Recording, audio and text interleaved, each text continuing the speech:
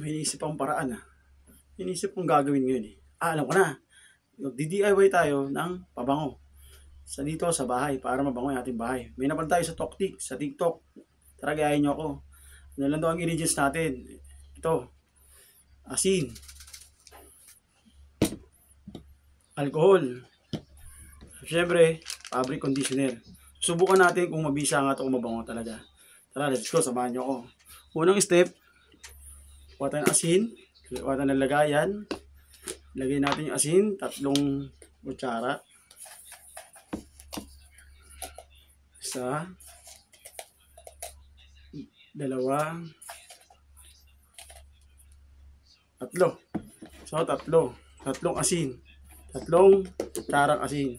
Tapos, 3 kutsarang alcohol. Ayan, alcohol. 1, 2, 3. Tingnan natin kung legit to na talagang mabango to.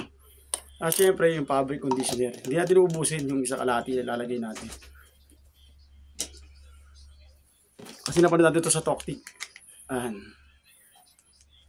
Fabric conditioner. Lagay natin. Abusin na natin kaya. Konti lang naman to eh. Abusin natin. Kaya meron na tayong bango. Bango ng bahay natin. Air freshener. Okay. Sa 3 ingredients lang, meron tayong air freshener ito. Pwede yung takpan, pwede yung iwan sa isang sulok lang. Bango na, amoy ko na siya. Oh. Okay, sana sundan nyo. 3 ingredients lang para magkaroon kayo ng pabango sa bahay.